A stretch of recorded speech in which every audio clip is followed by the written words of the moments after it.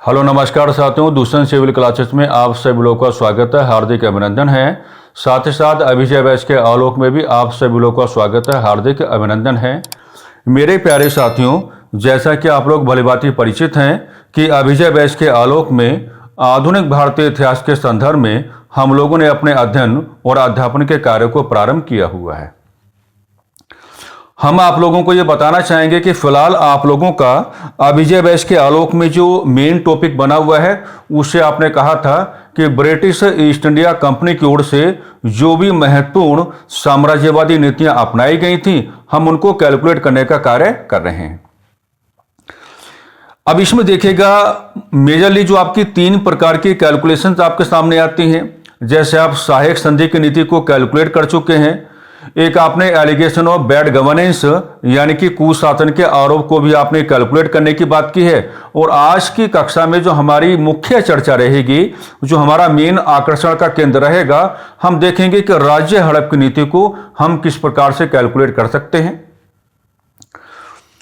देखिएगा, चर्चा के प्रारंभ में हम आपको ये बताना चाहेंगे, ये समझाने का प्रयास करेंगे, असल में डलहौजी की ओर से ये 2 प्रकार की जो साम्राज्यवादी नीतियां उस समय अपनाई गई, एक को आपने कहा कुशासन का आरोप और एक आपके सामने क्या बन के आती है, राज्य हड़प की नीति। ये दोनों ही जो आपकी इंपीरियलिस्टिक पॉलिसीज रही हैं,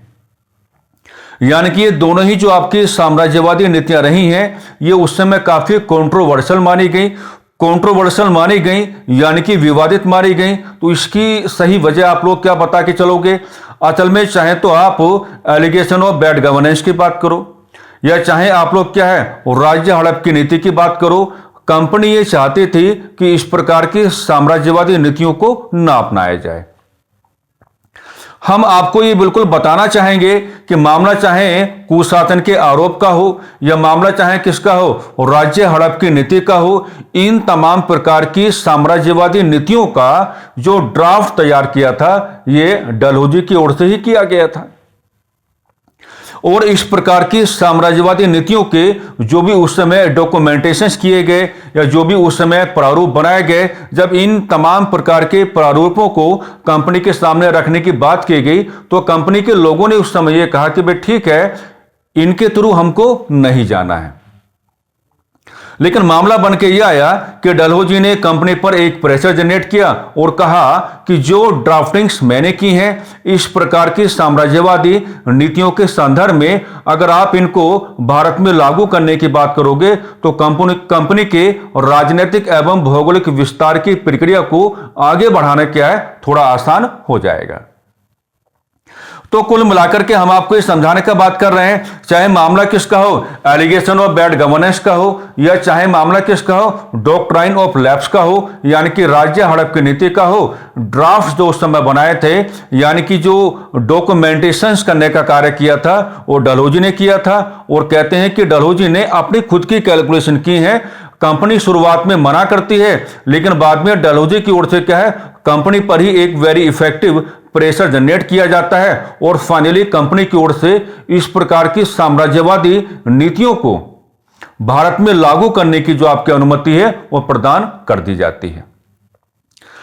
अब यहां पर बात तो आप जान पा रहे होंगे कि मामला अगर राज्य हड़प की नीति का है तो राज्य हड़प की नीति के साथ आप किसका जुड़ाव करके चलेंगे, लॉर्ड डलहौजी का आप जुड़ाव करके चलेंगे। और राज्य हड़प की नीति को आप क्या मान के चलेंगे, राज्य हड़प की नीति को आप क्या है, एक साम्राज्यवादी नीति ही कहने का प्रयास करेंगे। ठीक है, तो अगर हम केवल यहीं पर रुक जाएं,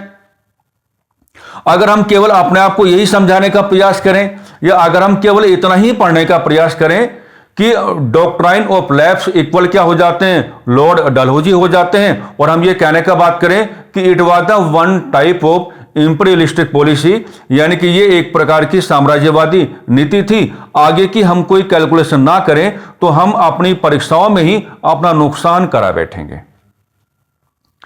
यानी कि हम आपको ये समझाने का प्रयास कर रहे हैं कि ये सारी बातें तो बहुत हल्की हैं और ये तमाम प्रकार की जो बातें हैं ये तो प्रत्येक विद्यार्थी के पास रहेंगी, लेकिन अगर आप बाकी लोगों से अपने आप को डिफरेंट बनाना चाहते हो तो हम आपको ये समझाना चाहेंगे कि डॉक्ट्राइन ऑफ लैप्स यानी कि राज्य हड़प की नीति का ग्राउंड ऑफ एप्लीकेशन आपके कंट्रोल में होना चाहिए। यानी कि राज्य हड़प की नीति को जब आप लागू कराने की बात करेंगे भारत में, तो लागू कराए जाने के संदर्भ में specially on the behalf of Lord Dalhousie किस प्रकार की पॉलिटिकल कंडीशंस जनरेट की गई, वो जो तमाम प्रकार की पॉलिटिकल कंडीशंस हैं वो आपको समझाना और आपको कैलकुलेट करना आ जाना चाहिए। इसके बाद फिर क्या आता है, आपका मैच द कॉलम पर आधारित एक सवाल आता रहता है कि राज्य हड़प की नीति को जहां जहां पर लागू किया गया, एक तरफ क्या करेगा, उनको लिखने का कार्य करेगा और एक तरफ क्या दे देगा, उनके रेस्पेक्टिव ईयर्स आपको देने का कार्य करेगा। तो वो मैच द कॉलम वाला जो सवाल है वो भी आपके क्या है, ग्रिप में आ जाना चाहिए। यानी कि कुल मिलाकर के हमको यहां पर शुरुआत कैसे करनी है, तो शुरुआत तो वही करेंगे जो हम आपको समझाने का कार्य कर रहे हैं। यानी कि आपका मेन हेडिंग क्या हो जाता है, तो आपका मेन हेडिंग हो जाता है जिसको आप क्या कहेंगे, राज्य हड़प की नीति। हिंदी में क्या कहेंगे, राज्य हड़प की नीति कहेंगे, राज्य हड़प की नीति आप कहेंगे। और जो हिंदी में आपके लिए क्या रहेगा भी, राज्य हड़प की नीति रहेगा, उसी को आप इंग्लिश में क्या कहेंगे, डॉक्ट्राइन ऑफ लैप्स कहेंगे। क्या कहेंगे, डॉक्ट्राइन ऑफ लैप्स कहेंगे। डॉक्ट्राइन ऑफ लैप्स आपको क्या है कहना है। ओके, अब देखिएगा, और राज्य हड़प की नीति के साथ आपको वही बात करना पड़ेगा कि आपको जोड़ना कौन पड़ेगा, तो आप कहेंगे कि राज्य हड़प की नीति के साथ आपको जोड़ के चलना पड़ेगा गवर्नर जनरल ऑफ इंडिया। आपको किनका जुड़ाव करके चलना पड़ेगा भी, गवर्नर जनरल ऑफ इंडिया का यहां पर आपको जुड़ाव करके चलना पड़ेगा। तो जब आप गवर्नर जनरल ऑफ इंडिया का रेफरेंस लेंगे, तो हम सब लोग जानते हैं कि बहुत हल्का सा रेफरेंस है, तो आपका आंसर क्या आ जाएगा, लॉर्ड डलहौजी। लॉर्ड डलहौजी क्या है, आपके क्या है आंसर यहां पर हो जाते हैं। ठीक है, साथ ही साथ आप यह भी बताने का यहां पे कार्य करेंगे कि राज्य हड़प की नीति क्या है। राज्य हड़प की नीति एक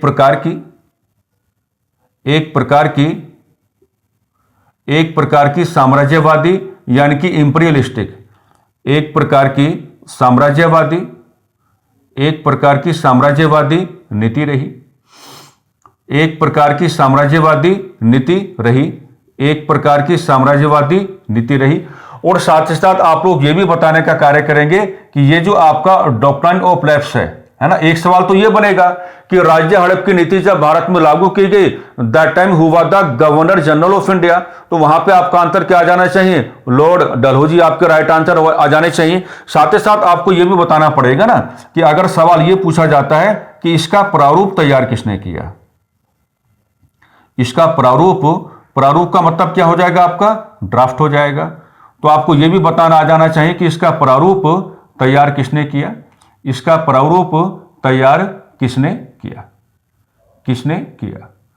तो अगर ये आपको बताना पड़ेगा कि इसका प्रारूप तैयार किसने किया, तो अगेन आपका जो वेरी एप्रोप्रिएट यहां पर आंसर होगा, तो अगेन फिर आपका आंसर क्या हो जाएगा, लॉर्ड डलहौजी क्या हो जाएंगे, आपके यहां पर राइट आंसर क्या है हो जाते हैं। तो कहने का मतलब क्या हुआ कि डलहौजी को लेकर ही दो प्रकार की चर्चाएं आपके सामने आएंगी। पहली चर्चा तो आपके सामने क्या आएगी कि जिस समय भारत में राज्य हड़प की नीति को लागू किया गया, that time who was the governor general of India, Dalhousie. और अगर आपसे क्वेश्चन ये पुटअप किया जाएगा कि इस साम्राज्यवादी नीति का ड्राफ्ट तैयार किसने किया, यानी कि प्रारूप तैयार किसने किया, तो भी आपका आंसर क्या आएगा, तो भी यहां पर आपका आंसर क्या आना चाहिए मेरे प्यारे साथियों, डलहौजी साहब ही क्या है आपका राइट आंसर यहां पर होनी चाहिए। अब देखेगा आपको अटैक कहां पे करना है, रटना नहीं है, रटना बिल्कुल नहीं है, आपको अटैक कहां पे करना है। तो आपको अटैक करना है, हिंदी में जब आप आएंगे तो आपको शब्द मिलता है क्या, हड़प। अब हड़पना तो आप समझते हैं ना भाई, हड़पने का कोई ना कोई भाव तो आपके सामने आ रहा होगा, है ना। और इंग्लिश में एक शब्द क्या मिलता है आपको, लैप्स। इंग्लिश में एक शब्द क्या मिलता है आपको, लैप्स मिलता है। इंग्लिश में एक शब्द क्या मिलता है आपको, लैप्स मिलता है। अब यहां पर आप एक बात है देखेगा, चाहे तो आप इस शब्दावली का सहारा बना लें कि हड़प, और चाहे आप क्या है इस शब्दावली का सहारा बना लें कि एक शब्दावली आपको क्या मिलती है, लैप्स। क्या मिलती है, लैप्स। ये दोनों ही प्रकार की जो आपकी शब्दावलियां हैं, ये दोनों ही प्रकार की जो आपकी शब्दावलियां हैं, ये आपको कहां लेके जाएंगी, ये आपको कहां लेके जाएंगी, ये देंगी आपको एक नेगेटिव पॉलिटिकल इन्वायरमेंट। ये आपको क्या देती है, नेगेटिव पॉलिटिकल इन्वायरमेंट आपको देने का कार्य करती हैं। नेगेटिव पॉलिटिकल इन्वायरमेंट आपको देने का कार्य करते हैं। यानी कि ये क्या है, ये नकारात्मक शब्दावलियां आपकी मानी जाएंगी। ये पॉजिटिव नहीं है बल्कि क्या है, नेगेटिव है। मतलब क्या, मतलब ये है कि डलहौजी साहब ने फॉर्मूला क्या बनाया हुआ है। देखिए सीक्वेंस आपको बनाना कैसे, बिल्कुल आपको समझना आ जाना चाहिए। डलहौजी साहब ने यह कहा है कि यहां पर हम किसको कैलकुलेट करने की बात करेंगे। वो कहते हैं कि हमारी मेजर कैलकुलेशन कहां पर आएगी, इंडियन पॉलिटिकल पावर्स की ओर, इंडियन पॉलिटिकल पावर्स की ओर, इंडियन पॉलिटिकल पावर्स की ओर। बात को समझना, हमारी कैलकुलेशन कहां पर आएगी, यानी कि इन दोनों शब्दावलियों को जुड़ाव आपको क्या है, भारत की जो आपकी राजनीतिक शक्तियां हैं उनके साथ क्या है आपको करके यहां पे चलना पड़ेगा। डलहौजी साहब कहते हैं कि हम आपके सामने क्या रखते हैं, इंडियन पॉलिटिकल पावर्स को रखते हैं। अब देखो उन्होंने क्या समझाया कि इंडियन पॉलिटिकल पावर्स के पास वो कहते हैं कि यदि वैध उत्तराधिकारी का अभाव है, यदि वैध उत्तराधिकारी का अभाव है, वैध उत्तराधिकारी का मतलब क्या हो जाएगा, लीगल सक्सेसर। तो यदि क्या है आपका वैध उत्तराधिकारी का अभाव है, तो ये जो आपका वैध उत्तराधिकारी का अभाव है यही आपको कहां लेके जाता है, एक नेगेटिव पॉलिटिकल एनवायरनमेंट की ओर लेकर के जाता है। वो शुरुआत में आप कभी भी इनको कैटेगराइज करने का काम नहीं करेंगे। कैटेगराइज हम करेंगे तो उसका तरीका हम आपको बताने वाले हैं। शुरुआत में आपको यही बताना है कि उन्होंने इस प्रकार की शब्दावलियों को जो जुड़ाव किया है वो इंडियन पॉलिटिकल पावर्स के साथ किया है, और इंडियन पॉलिटिकल पावर्स के साथ करते हुए कहते हैं कि यदि इनके पास वैध उत्तराधिकारी का अभाव है। समझ में आ रही बात, वैध उत्तराधिकारी का मतलब आप समझ रहे होंगे, है ना, कि खुद के खून से पैदा हुई संतान। तो अगर वैध उत्तराधिकारी का अभाव है तो फिर क्या है, वैध उत्तराधिकारी का अभाव है तो फिर अगली बात क्या कहते हैं, अगली बात ये कहते हैं कि देखिएगा अगर वैध उत्तराधिकारी का अभाव है तो कहते हैं कि गोद लेने का अधिकार होगा या नहीं, गोद लेने का अधिकार होगा या नहीं, होगा या नहीं, गोद लेने का अधिकार होगा या नहीं, इस बात का निर्धारक तत्व, इस बात का निर्धारक तत्व ही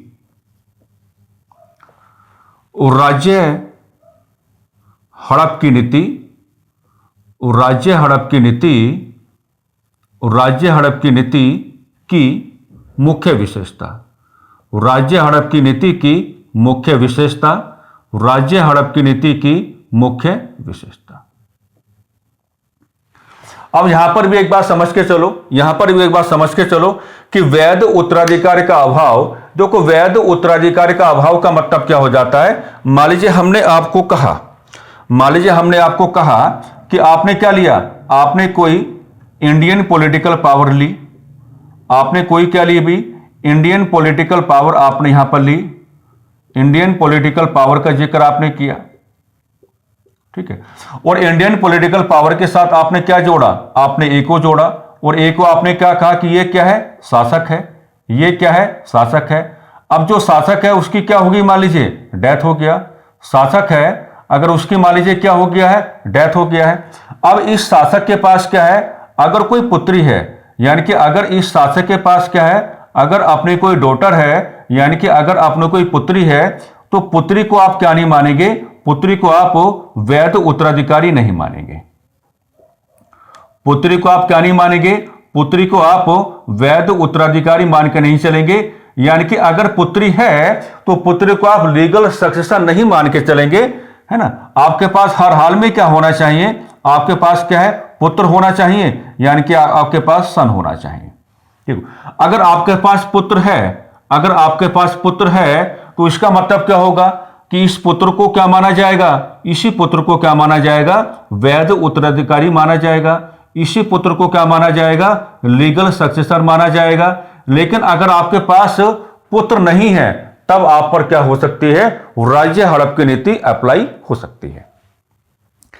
तो आप लोग देख पा रहे होंगे कि यहां पर कुछ इस प्रकार की कैलकुलेशन आपको करके चलनी पड़ेंगी कि राज्य हड़प की नीति that means doctrine of lapse एक प्रकार की साम्राज्यवादी नीति है, यानी कि एक प्रकार की इंपीरियलिस्टिक पॉलिसी है। जिस समय भारत में लागू की गई उस समय आप दिखाएंगे कि लॉर्ड डलहौजी साहब क्या है, गवर्नर जनरल ऑफ इंडिया है, और इसका जो ड्राफ्ट तैयार किया था वो भी डलहौजी साहब ने ही किया था। इसमें हड़प और लैप्स जो हैं ये आपको एक निगेटिव एनवायरनमेंट की ओर लेकर के जाएंगे,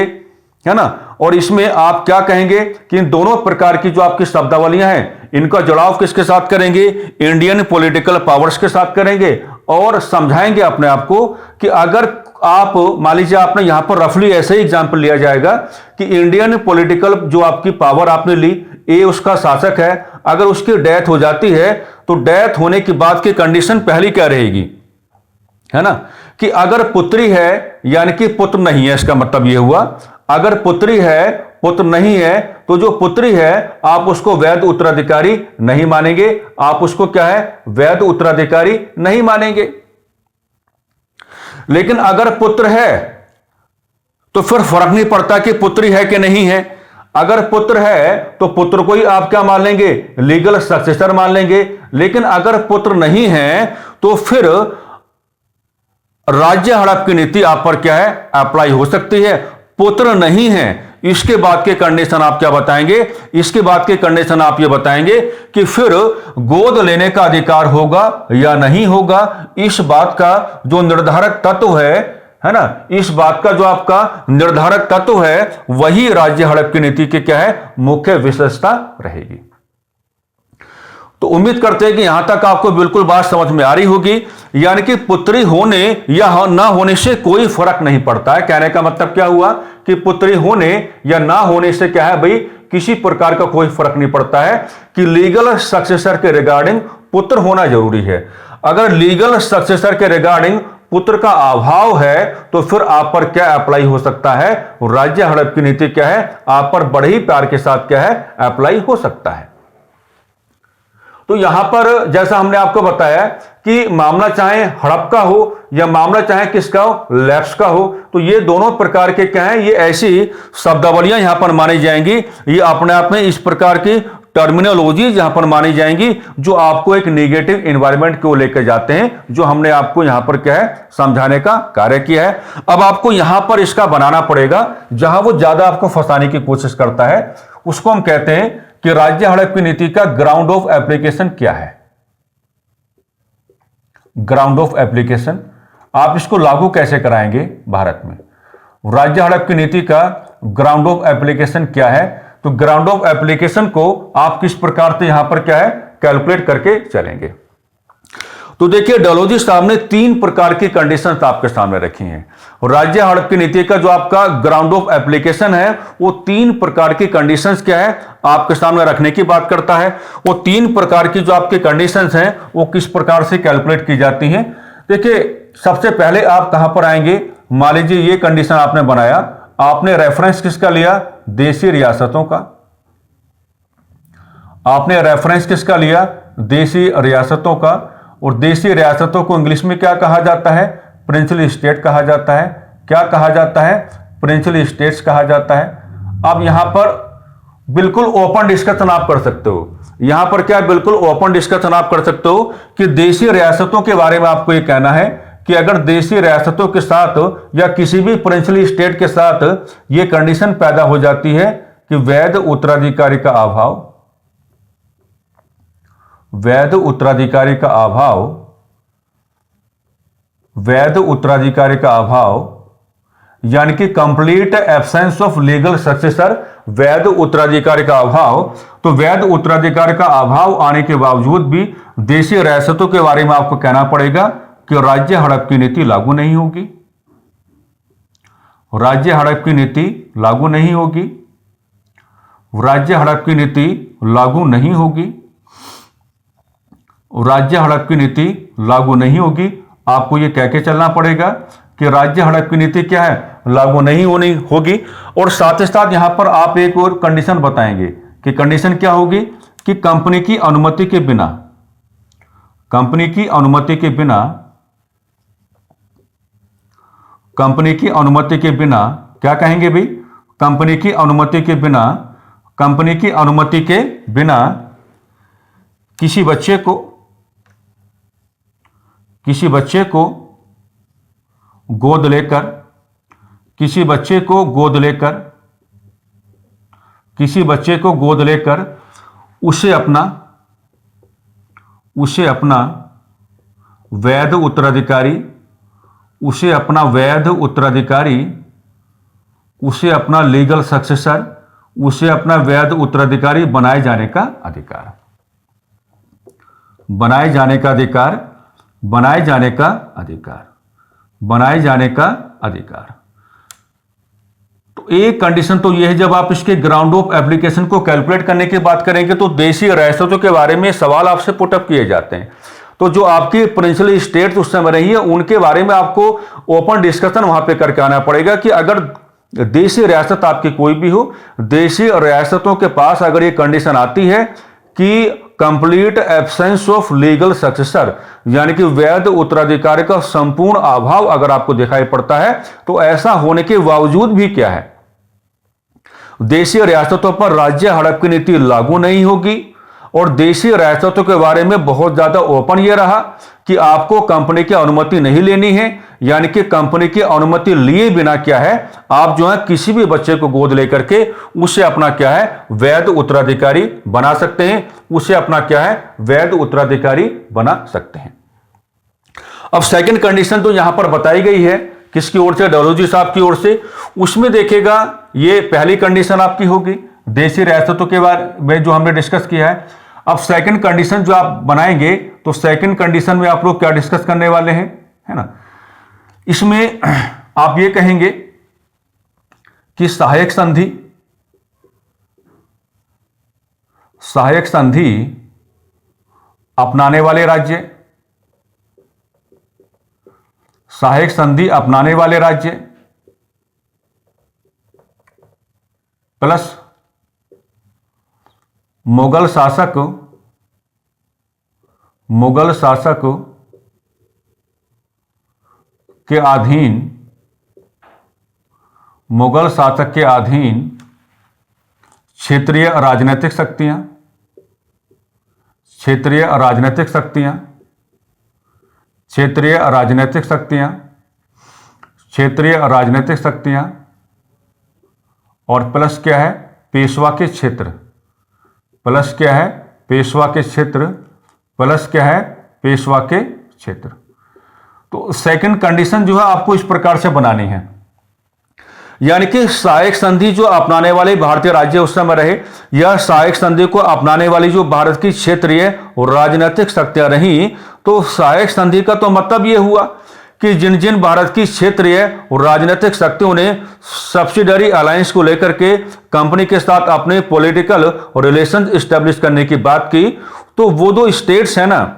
वो जो भारत की क्षेत्रीय और राजनीतिक शक्तियां हैं वो कंपनी के कंट्रोल में तो आ गई, लेकिन कंपनी का उन पर क्या है प्रत्यक्ष राजनीतिक नियंत्रण स्थापित नहीं हुआ था। यह आपको कह के चलना पड़ेगा कि सहायक संधि के अंतर्गत का मतलब सहायक संधि के अंदर का व्यवहार ये बिल्कुल नहीं कहता है कि जिन भारत की क्षेत्रीय और राजनीतिक शक्तियों ने सहायक संधि को लेकर के कंपनी के साथ अपने संबंध स्थापित किए, तो मेरे प्यारे साथियों उनका मतलब ये बिल्कुल नहीं है कि भारत की ऐसी क्षेत्रीय शक्तियों पर कंपनी का कोई direct and very effective political control establish हो गया था, बल्कि इसका मतलब तो यह था कि इस प्रकार की जो भारत की रीजनल पॉलिटिकल पावर्स हैं वो कहीं ना कहीं कंपनी के कंट्रोल में आ चुकी हैं, यानी कि कंपनी उनको अपने हिसाब से क्या है कैलकुलेट करने का कार्य कर रही है। मुगल शासक के अधीन आने वाली जो भारत की क्षेत्रीय और राजनीतिक शक्तियां हैं, हालांकि इस समय मुगल शासक की जो कंडीशन है वो वेरी वीक आपको नजर आएगी, लेकिन डलहौजी साहब क्या है उन एरियाज की भी कैलकुलेशन करते हैं कि मुगल शासक के अधीन आने वाली भारत की जो रीजनल पॉलिटिकल पावर्स हैं हम उनको भी क्या है इसमें कैलकुलेट करने की बात करेंगे।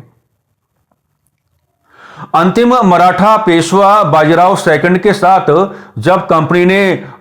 संधि करने की बात की थी, है ना, 1817 में जो एक संधि का जिक्र हमने किया होगा, पूना की संधि हमने आपके सामने रखी होगी, तो मराठाओं का जो आपका मेजर वन ज्योग्राफिकल एरिया है वो तो कंपनी के कंट्रोल में आ गया था, लेकिन मराठा पेशवा को कानपुर के आसपास का जो क्षेत्र है वो दे दिया गया था। तो यहां पर जो मैंने लिखा है ना कि पेशवा के क्षेत्र, तो बाजीराव सेकंड जो आपके लास्ट पेशवा है उनको कानपुर के आसपास के जो क्षेत्र दिए गए, हम उन्हीं को क्या है यहां पर कैलकुलेट करने का कार्य कर रहे हैं। तो सेकंड कंडीशन आपकी ये बनेगी कि सहायक संधि अपनाने वाले राज्य प्लस मुगल शासक के अधीन क्षेत्रीय और राजनीतिक शक्तियां and the respective geographical area जो पेशवा यानी कि पेशवा के क्षेत्र। अब अगर यहां पर कोई कंडीशन ऐसी आती है कि यहां पर अगर आप जोड़ के चलेंगे कि वैध उत्तराधिकारी का अभाव, अगर आप यहां पर जोड़ के चलेंगे कि वैध उत्तराधिकारी का अभाव, वैध उत्तराधिकारी का अभाव, ठीक है, तो इनके साथ क्या कहेंगे, गोद लेने का अधिकार, गोद लेने का अधिकार यानी कि किसी बच्चे को गोद लेकर के क्या है उसे अपना लीगल सक्सेसर बनाए जाने का अधिकार, गोद लेने का अधिकार। लेकिन बट इंपॉर्टेंट क्या है, इंपॉर्टेंट क्या रहेगा, इंपॉर्टेंट ये रहेगा कि कंपनी की अनुमति आवश्यक, कंपनी की अनुमति आवश्यक, कंपनी की अनुमति आवश्यक। अगर कंपनी अनुमति देती है तो आप पर राज्य हड़प की नीति लागू नहीं होगी, लेकिन अगर कंपनी अनुमति नहीं देती है तो बचेंगे आप भी नहीं। आप समझ पा रहे होंगे। तो कंपनी की अनुमति आवश्यक का मतलब क्या है कि अगर आपको ऐसा कोई कार्य करना है, यानी कि इस प्रकार के एरियाज को जब आप कैलकुलेट करने की बात करेंगे और इनके साथ अगर वैध उत्तराधिकारी के अभाव का ग्राउंड जुड़ेगा तो ये तो कहा गया कि आपको किसी बच्चे को गोद लेने का अधिकार होगा और उसे अपना लीगल सक्सेसर डिक्लेयर करने का अधिकार भी होगा। बट बिफोर दिस आपको क्या है कंपनी की अनुमति लेके चलनी पड़ेगी। अगर कंपनी अनुमति दे देती है तो आप राज्य हड़प की नीति का शिकार होने से बच जाओगे, और अगर कंपनी अनुमति नहीं देती है तो आप पर राज्य हड़प की नीति लागू हो जाएगी। ये क्या है, इसकी सेकंड कंडीशन है। लैंग्वेज हमने आपको अच्छी दी है। परीक्षाओं में ग्राउंड ऑफ एप्लीकेशन पे क्या है, आजकल तो बातें हो रही हैं भाई, आजकल तो परीक्षाओं का एनवायरमेंट ही बदल गया है। और नंबर तीसरी कंडीशन क्या है, नंबर 3 में तो आप बिल्कुल ओपन डिस्कशन कर सकते हैं। नंबर 3 पे क्या बताया, ऐसे भारतीय क्षेत्र, ऐसे भारतीय क्षेत्र, ऐसे भारतीय क्षेत्र जो कंपनी के, ऐसे भारतीय क्षेत्र जो कंपनी के प्रत्यक्ष, जो कंपनी के प्रत्यक्ष राजनीतिक नियंत्रण में है, जो कंपनी के प्रत्यक्ष राजनीतिक नियंत्रण में है, जो कंपनी के प्रत्यक्ष राजनीतिक नियंत्रण में है, जो कंपनी के प्रत्यक्ष राजनीतिक क्या है नियंत्रण में है। अब अगर कुछ ऐसे एरियाज आप दिखाने की बात करोगे जो कंपनी के प्रत्यक्ष राजनीतिक नियंत्रण में है तो यहां की कैलकुलेशन क्या होगी, जैसे कि आप बंगाल की बात कर सकते हैं, आप पंजाब की बात कर सकते हैं, आप मराठाओं की बात भी कर सकते हैं। तो यहां पर आपको बताना पड़ेगा कि ऐसे भारतीय क्षेत्र जो कंपनी के प्रत्यक्ष राजनीतिक नियंत्रण में है ना, ऐसे भारतीय क्षेत्र जो कंपनी के प्रत्यक्ष राजनीतिक नियंत्रण में है तो कोई बात नहीं है। लेकिन अगर हम ये कहेंगे कि ऐसे भारतीय क्षेत्र जो कंपनी के प्रत्यक्ष राजनीतिक नियंत्रण में है तो इन क्षेत्रों के क्या है, इन क्षेत्रों के अंतर्गत भी आपको क्या दिखाई पड़ेंगी, इन क्षेत्रों के अंतर्गत भी आपको क्या दिखाई पड़ेंगी, इन क्षेत्रों के अंतर्गत भी आपको क्या दिखाई पड़ेंगी, क्षेत्रीय राजनीतिक शक्तियां आपको दिखाई पड़ेंगी, क्षेत्रीय राजनीतिक शक्तियां आपको दिखाई पड़ेंगी, क्षेत्रीय राजनीतिक शक्तियां आपको दिखाई पड़ेंगी, क्षेत्रीय राजनीतिक शक्तियां आपको दिखाई पड़ेंगी, है ना। जो अंग्रेजों के द्वारा बनाए गए जो आपके रूल्स और रेगुलेशंस है उनके आधार पर काम कर रही हैं। तो मामला जो है ये ऐसे पढ़ा जाता है कि ऐसे भारतीय क्षेत्र जो कंपनी के प्रत्यक्ष राजनीतिक नियंत्रण में है, इनके अंदर की जो आपकी रीजनल पॉलिटिकल पावर्स हैं, अगर उनके पास ये कंडीशन आप जोड़ पाते हैं, अगर उनके साथ ये कंडीशन आप जोड़ पाते हैं कि वैध उत्तराधिकारी का अभाव है, वैध उत्तराधिकारी का अभाव है, वैध उत्तराधिकारी का क्या अभाव है ना, तो इनके बारे में साफ साफ कहा गया है कि आपको क्या है, गोद लेने का अधिकार नहीं। आपको क्या है, गोद लेने का अधिकार नहीं। आपको क्या है, गोद लेने का अधिकार नहीं। आपको क्या है, गोद लेने का अधिकार नहीं। आपको क्या है, गोद लेने का अधिकार नहीं। अब मेरी बातें समझो, यहां पर जो आपका देशी और रियासतों का मुद्दा है उसमें कोई समस्या कभी रहती नहीं है, और यहां पर जो आपकी सेकंड वाली कंडीशन हमने आपके सामने बनाई है उसमें भी किसी प्रकार की कोई समस्या नहीं रहती है। थोड़ा बहुत जो आपको कंफ्यूजन हो जाता है कई बार, वो थर्ड वाली कंडीशन के बिहाफ पे हो जाता है। अब मैं इसको थोड़ा आपको अच्छे से कैलकुलेट करा के दिखाता हूं। ऐसे भारतीय क्षेत्र जो कंपनी के प्रत्यक्ष राजनीतिक नियंत्रण में हैं, तो भाई आपका मन यह भी तो हो सकता है, आप अपने आप को यह भी तो समझाने का कार्य करते हो कि अगर इसमें यह कहा जाता है कि ऐसे भारतीय क्षेत्र जो कंपनी के direct and very effective political control में है, तो जब ऑलरेडी कंपनी का डायरेक्ट पॉलिटिकल कंट्रोल है तो राज्य हड़प की नीति लागू ही क्यों करनी? भाई विचार आ सकता है ना मन में। तो यहां की गहराई क्या है? यहां की गहराई यह है कि ऐसे भारतीय क्षेत्र जो कंपनी के प्रत्यक्ष राजनीतिक नियंत्रण में हैं, इन क्षेत्रों के अंदर जो अलग अलग प्रकार के लोगों को आपने क्षेत्रीयता के आधार पर, है ना, इन क्षेत्रों के अंदर जो आपने अलग अलग प्रकार के लोगों को क्षेत्रीयता के आधार पर राजनीतिक एवं प्रशासनिक जिम्मेदारियां आपने दी हैं। तो मान लीजिए अगर किसी एक क्षेत्र के संदर्भ में किसी एक व्यक्ति को आपने राजनीतिक एवं प्रशासनिक जिम्मेदारी दी, है ना, तो क्या यह माना जाएगा कि उस क्षेत्र के संदर्भ में हमेशा उसी का परिवार इस प्रकार की राजनीतिक एवं प्रशासनिक जिम्मेदारियों का निर्वहन करेगा? है ना भाई, अगर हमने कहा कि ऐसे भारतीय क्षेत्र, तो आपने मान लीजिए ये वाला कोई क्षेत्र आपने ऐसे लिया और यहां पर क्या है, आपने कहा कि आपने ए को जिम्मेदारी दे दी है और ए को आपने यहां पर रीजनल लेवल पर आपने रेस्पॉन्सिबिलिटी दी है कि यहां पर जो आपके पॉलिटिकल एंड एडमिनिस्ट्रेटिव अफेयर्स चलेंगे तो उनको आगे करने का कार्य कौन करोगे? आप करोगे, but specially on the behalf of company, लेकिन कंपनी की ओर से। लेकिन अगर इसकी डेथ हो जाती है, डेथ हो जाती है, तो डेथ होने के बाद ये माना जाए कि इसी का जो फैमिली है ये इस क्षेत्र के संदर्भ में जिम्मेदारी को निर्वहन लगातार करता रहेगा? जी नहीं। यहां कंपनी ने साफ साफ मना किया है, और इसकी गहराई यही तो बन के आती है कि अगर ऐसा इन एरियाज के संदर्भ में होता है तो आप क्या है वैध उत्तराधिकारी के बारे में कैलकुलेशन करेंगे ही नहीं। यानी कि ये तो मैंने थोड़ा अलग प्रकार से आपको समझाने का कार्य किया है ना, लेकिन यहां पे जो वैध उत्तराधिकारी के अभाव का ग्राउंड आपको दिखाया गया है, तो यहां का साइंस भी तो वही बन रहा है ना। या थोड़ा सा कंफ्यूजन आपको हो रहा होगा, मैं इसको यहां से हटा ही देता हूं, मैं इसको अलग से आपको समझाता हूं, क्योंकि ये थोड़ा यहां पर रह जाता है थोड़ा टिपिकल। पहले इतनी लैंग्वेज आप यहां पर बना के चलिएगा, ये एक लैंग्वेज आपकी ये है, और एक लैंग्वेज पहले हम ये लेते हैं कि ऐसे भारतीय क्षेत्र जो कंपनी के प्रत्यक्ष राजनीतिक नियंत्रण में हैं, तो इनके बारे में क्या कहा जाता है कि क्षेत्रीय इन एरियाज के अंदर की जो आपकी रेस्पेक्टिव, है ना, रीजनल पॉलिटिकल पावर्स होंगी, है ना, अगर उनके पास वैध उत्तराधिकारी का अभाव है तो इसके बारे में कहा गया कि गोद लेने का अधिकार नहीं है। तो अगर इसको आप ऐसे पढ़ोगे तो ये थोड़ा टिपिकल आपको नजर आएगा। अब मैं इसके दो तरीके आपको बताता हूं, तब जाकर के बात क्या है आपकी ग्रिप में फाइनली क्या है आ जाएगी। आप बिल्कुल भी परेशान नहीं होंगे। मामला क्या है इनका, क्योंकि वही मैं आपको समझाने की बात कर रहा हूं कि अगर यहां पर कैलकुलेशन ये है कि ऐसे भारतीय क्षेत्र जो कंपनी के क्या है प्रत्यक्ष राजनीतिक नियंत्रण में है ना, जो कंपनी के क्या है प्रत्यक्ष राजनीतिक नियंत्रण में है, तो फिर अगर वो पहले से ही कंपनी के प्रत्यक्ष राजनीतिक नियंत्रण में है तो उन पर राज्य हड़प की नीति लागू क्यों करनी? ठीक है, तो इसका सेंसो बनेगा। इसमें कंडीशन असल में दो प्रकार की आ रही हैं,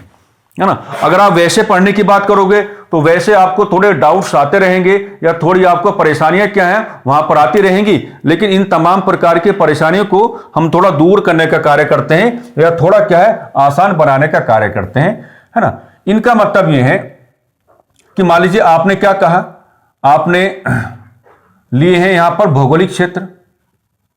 और जो भौगोलिक क्षेत्र आप यहां पर लेने की बात कर रहे हैं, इनके बारे में आपने क्या कहा है कि कंपनी का प्रत्यक्ष राजनीतिक नियंत्रण। इनके बारे में आपने क्या कहा भाई? कंपनी का प्रत्यक्ष राजनीतिक नियंत्रण, कंपनी का प्रत्यक्ष राजनीतिक नियंत्रण, कंपनी का प्रत्यक्ष राजनीतिक नियंत्रण, कंपनी का प्रत्यक्ष राजनीतिक नियंत्रण। अब आप देखो इसका भाव क्या बनता है। इसका भाव यह बनता है कि यहां पर जो मामला किसका है, भौगोलिक क्षेत्र का है, तो आपने एक क्या लिया, ये मान लीजिए इस प्रकार से क्या लिया आपने, ये भौगोलिक क्षेत्र आपने लिया। लेकिन जो आपने भौगोलिक क्षेत्र लिया उसके अंदर भी तो आपको क्या दिखानी है, उसके अंदर भी आपको क्या दिखानी है, अलग अलग प्रकार की आपको क्षेत्रीय और राजनीतिक इकाइयां आप कह सकते हैं या शक्तियां आप कह सकते हैं, वो आपको क्या है, दिखानी है ना। अब इनके बारे में क्या कहा जाता है, इनके बारे में यह कहा जाता है कि एक भाव तो आपका क्या बनता है, आप समझो मान लीजिए मैंने इसको बाहर निकाला, मैंने इसको क्या है, बाहर निकाला, मैंने इसको बाहर निकाला और मैंने कहा कि यहां पे क्या है, एक को आपने क्या दी है, राजनीतिक एवं प्रशासनिक जिम्मेदारियां आपने दी हैं, राजनीतिक एवं प्रशासनिक जिम्मेदारियां आपने दी हैं, राजनीतिक एवं प्रशासनिक जिम्मेदारियां आपने दे दी हैं। क्या कहा भाई हमने, राजनीतिक एवं प्रशासनिक जिम्मेदारियां आपने क्या है, दे दी। अब वो कहना क्या चाहता है, वो ये कहना चाहता है कि भाई अगर मान लीजिए यहां पर जो ए है, अगर ए की डेथ हो जाती है, यहां पर ए की क्या डेथ हो जाती है, और कंफ्यूजन कहां जाता है, यहां आ जाता है कि वही जोड़ता है कि डेथ हो गया लेकिन वैध उत्तराधिकारी नहीं है, डेथ हो गया लेकिन क्या है, वैध उत्तराधिकारी नहीं है, यानी कि वैध उत्तराधिकारी का क्या है, अभाव है, वैध उत्तराधिकारी का क्या अभाव है। तो पहले इसी कंडीशन को समझते हैं कि वैध उत्तराधिकारी का अभाव है, तो इस ए के बारे में कहा जाता है कि आपको क्या है, आपको गोद लेने का अधिकार नहीं है, आपको क्या है, आपको गोद लेने का अधिकार नहीं, आपको क्या है भाई, आपको गोद लेने का अधिकार नहीं, आपको गोद लेने का अधिकार नहीं, यानी कि आप किसी बच्चे को क्या है, गोद लेकर के अपना वैध उत्तराधिकारी घोषित उसे नहीं कर पाएंगे। एक ये बहुत सीधी सी कंडीशन है कि भौगोलिक क्षेत्र जहां पर कंपनी का प्रत्यक्ष राजनीतिक नियंत्रण बना हुआ है, तो हमने एक बहुत ही क्या लिया, वेरी कॉम्प्रिहेंसिव ज्योग्राफिकल एरिया लिया, और ये कहा कि यहां पर हमने ये वाला ले लिया, एक बहुत ही क्षेत्रीय और राजनीतिक शक्ति हमने ली इसके अंदर की, और यहां हमने एक को क्या दे दी, और राजनीतिक एवं प्रशासनिक जिम्मेदारियां हमने दे दी। अगर एक ही क्या है, डेथ हो जाती है, तो डेथ होने का मतलब क्या होगा, अब डेथ होने के साथ ही जोड़ा गया कि अगर उसके पास वैध उत्तराधिकारी का अभाव है तो उसे क्या है, उसे गोद लेने का अधिकार नहीं होगा, है ना। तो अब यहां से सेकंड कंडीशन तो भी तो बन रही है। सेकंड कंडीशन क्या बनती है कि अगर ए के पास, यदि ए के पास, यदि ए के पास, है ना, यदि ए के पास वैध उत्तराधिकारी है, यदि ए के पास वैध उत्तराधिकारी है, यदि ए के पास वैध उत्तराधिकारी है, अब दो कंडीशन आ गई, यदि ए के पास क्या है, वैध उत्तराधिकारी है, तब इस क्षेत्र की, तब इस क्षेत्र की राजनीतिक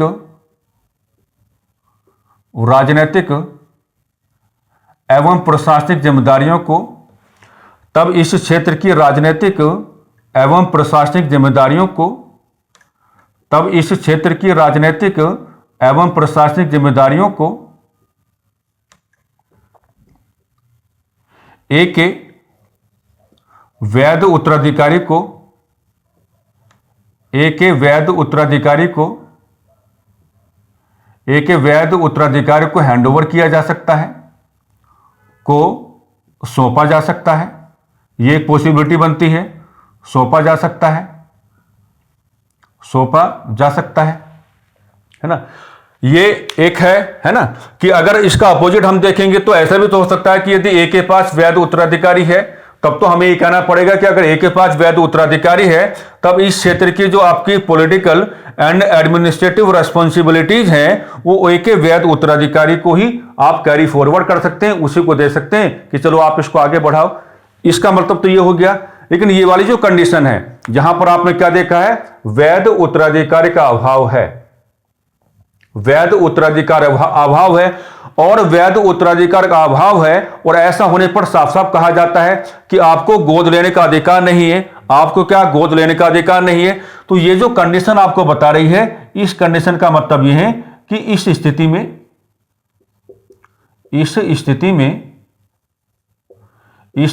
में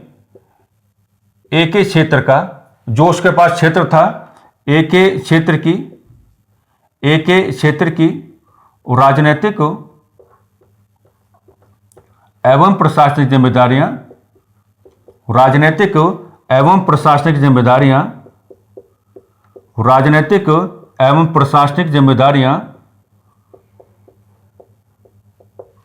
है ना, जिम्मेदारियों को उसके परिवार को नहीं सौंपा जाएगा, उसके परिवार को नहीं सौंपा जाएगा। तो अब कोई दिक्कत आपको नहीं होनी चाहिए, है ना। रफली अगर हम उतना ही देख करके चलेंगे, है ना, तो उतना ही देख के चलेंगे तो उस हिसाब से काफी टिपिकल वो हो जाता है, क्योंकि हमको ये बातें कहने का मौका मिल जाता है कि अगर हम ऐसे क्षेत्रों का डिस्कशन कर रहे हैं जो कंपनी के प्रत्यक्ष राजनीतिक नियंत्रण में है,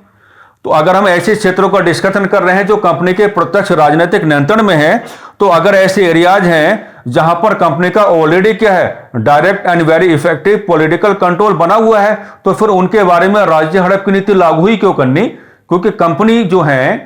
क्षेत्र भले ही हैं, लेकिन उस पूरे क्षेत्र के अंतर्गत कंपनी ने क्या है, अलग अलग प्रकार के लोगों को क्षेत्र आधारित राजनीतिक एवं प्रशासनिक जिम्मेदारियां दे रखी हैं,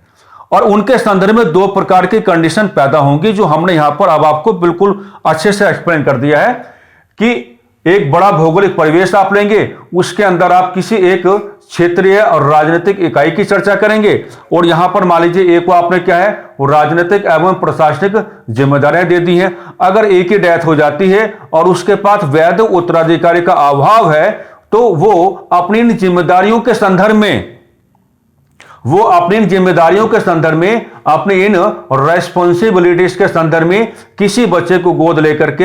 है ना, उसे अपना उत्तराधिकारी नहीं बना पाएगा। तो इस कंडीशन का पूरा मतलब क्या हुआ कि इस कंडीशन में एक ही क्षेत्र की राजनीतिक एवं प्रशासनिक जो जिम्मेदारियां हैं वो एक ही परिवार की ओर नहीं बढ़ेंगी। लेकिन इसका अपोजिट क्या हो सकता है, इसका अपोजिट यह हो सकता है यदि एक के पास वैध उत्तराधिकारी है पुत्र के रूप में, यहां भी क्या होगा, पुत्र के रूप में, तब इस क्षेत्र की राजनीतिक एवं जो प्रशासनिक जिम्मेदारियों को एक वैध उत्तराधिकारी को हैंडओवर किया जा सकता है। यह मतलब है इसका। तो देशीय रियासतों के संदर्भ में डिस्कशन ओपन है, और सेकंड वाली कंडीशन के संदर्भ में डिस्कशन ओपन है। यहां जो लैंग्वेज आपको, जो आपकी बुक ओरिएंटेड लैंग्वेज आपके सामने आती है, वो उसको पढ़ने से थोड़ी परेशानी आपको हो सकती है, लेकिन आप थर्ड वाली कंडीशन जो यहां पर है, जब आप उसको कैलकुलेट करके चलेंगे तो सारा मामला किसका है, जिम्मेदारियों का है। और जिस तरीके से हमने आपको यहां पर गाइड करने का प्रयास किया है, इसी प्रकार से क्या है, आपकी कैलकुलेशन भी क्या है, यहां पर आ जानी चाहिए। इसी प्रकार से क्या है, यहां पर आपकी कैलकुलेशन भी क्या है, आ जानी चाहिए। अब इसमें एक चीज और रह जाती है बस, कि कई बार आपको ऐसे रेफरेंसेस यहां पर लेके चलने पड़ते हैं कि इंडिया की ऐसी कौन सी रीजनल पॉलिटिकल पावर्स रही जिन पर राज्य हड़प की नीति को क्या है, अप्लाई किया गया, जिन पर राज्य हड़प की नीति को क्या है, अप्लाई किया गया, है ना। तो हम ये कह सकते हैं कि रेस्पेक्टिव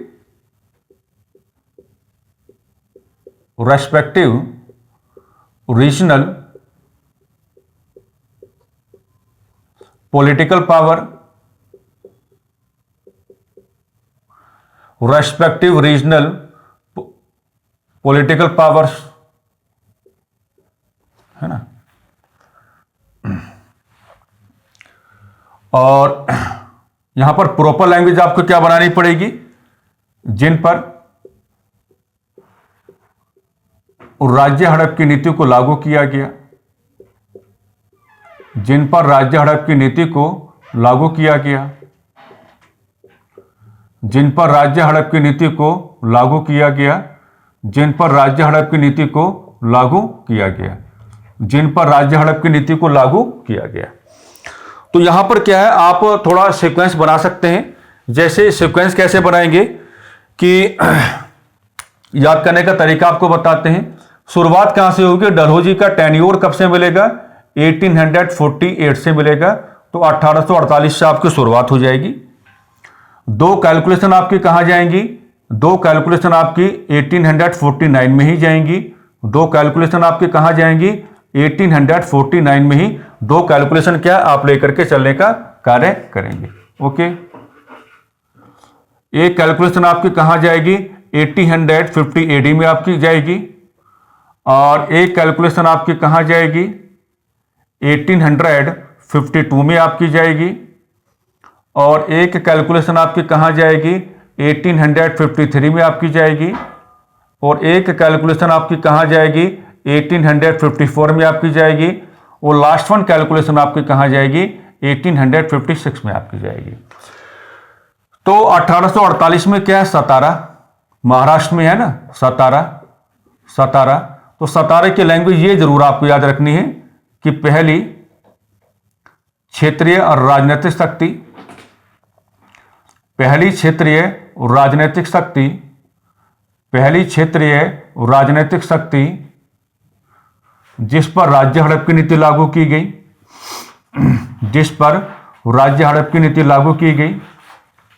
जिस पर राज्य हड़प की नीति लागू की गई, जिस पर राज्य हड़प की नीति लागू की गई। ओके,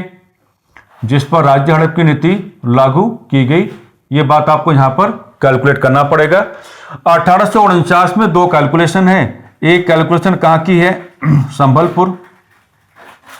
एक कैलकुलेशन कहां की, संबलपुर यानी कि उड़ीसा, और एक कैलकुलेशन कहां की है, जैतपुर। जैतपुर जो है बुंदेलखंड क्षेत्र में मिलेगा। तो जो आपके संबलपुर जैसे क्षेत्र हैं या जो आपके जैतपुर जैसे क्षेत्र हैं, इन दोनों पर क्या है, 1849 में क्या है, राज्य हड़प की नीति को अप्लाई किया गया था, यानी कि राज्य हड़प की नीति को क्या है, लागू किया गया था। 1850 में आप जाएंगे बघाट, बघाट है ना, और 1852 में कहां जाएंगे आप, उदयपुर, राजस्थान। 1853 में आप कहां जाएंगे, झांसी, कई बार आपसे पुटअप किया गया है। 1854 में आप कहां जाएंगे, नागपुर, और सबसे लास्ट में आप कहां आएंगे, अवध। ठीक है, तो अवध क्या है, अवध का मतलब क्या हो जाता है, ये हम कह सकते हैं कि सबसे अंत में इस नीति को अवध पर ही लागू किया गया। हमने बताया भी पहले आपको, अवध पर ही लागू किया गया, अवध पर ही लागू किया गया, अवध पर ही लागू किया गया, अवध पर ही लागू किया गया। तो 1848 में सतारा है, 1849 में दो कैलकुलेशन है, संबलपुर है, जैतपुर है, 1885 में बघाट है, 1852 में उदयपुर है, 1853 में झांसी है, 1854 में नागपुर है, और सबसे लास्ट क्या है आपका, तो सबसे लास्ट आपका क्या बन जाता है, अवध आपका बन जाता है। यहां पर यह कैलकुलेशन और है इंपॉर्टेंट, जो पीसीएस में कई बार कैलकुलेट हो चुका है, कि अगर आप बघाट और उदयपुर को यहां कैलकुलेट करने की बात करेंगे, तो यहां का एक very very most important discussion क्या है, आपको यहां पर मिल जाता है। वो आप क्या कहेंगे कि लॉर्ड कैनिंग ने अपने कार्यकाल में, लॉर्ड कैनिंग ने अपने कार्यकाल में इन शक्तियों को राज्य हड़प की नीति से आजाद कर दिया था। इन शक्तियों को राज्य हड़प की नीति से आजाद कर दिया था। इन शक्तियों को राज्य हड़प की नीति से आजाद कर दिया था, इन शक्तियों को राज्य हड़प की नीति से आजाद कर दिया था। तो ये रेफरेंसेस भी आपके सामने आ जाने चाहिए। और ये मैच द कॉलम ओरिएंटेड आपके परीक्षाओं में सवाल आता है, तो मैच द कॉलम के रिगार्डिंग ये क्या है, काफी इंपॉर्टेंट माने जाएंगे कि जो आपके रेस्पेक्टिव रीजनल पॉलिटिकल पावर्स हैं जिन पर राज्य हड़प की नीति को लागू किया गया, कौन कौन सी है, उनका पूरा सीक्वेंस आपके पास इस प्रकार से आ जाना चाहिए। 1848 से लेकर के 1856 तक क्या है, डलहौजी साहब का कार्यकाल है, और पूरा सीक्वेंस क्या है हमने यहां पर क्या इस तरीके से आपको बना करके दिखा दिया है। तो ये थी आपकी राज्य हड़प की नीति, that means the respective policy of doctrine of lapse. इसके अंदर किस प्रकार की कैलकुलेशंस आपको करके चलनी है और इसके अंदर का व्यवहार किस प्रकार से आपको बनाना है ना। एक कंडीशन थोड़ा कंट्रोवर्शियल रह जाती है, जो थर्ड वाली कंडीशन हमने आपको बताने की बात की है, लेकिन अगर आप उसको बिल्कुल बुक ओरिएंटेड लेके चलोगे तो आप कंफ्यूज्ड रहोगे। वहां मामला किसका है, जिम्मेदारियों का है, और जिस तरीके से हमने आपको डायरेक्शन देने की बात की है, ये कैलकुलेशन अगर आप करके चलोगे तो फिर आपको किसी प्रकार की कोई समस्या या किसी प्रकार की कोई असुविधा का सामना नहीं करना पड़ेगा। कुल मिलाकर के इन्हीं सकारात्मक शब्दावलियों के आलोक में हम आज की चर्चा को थोड़ा विराम देना चाहेंगे। नमस्कार, धन्यवाद।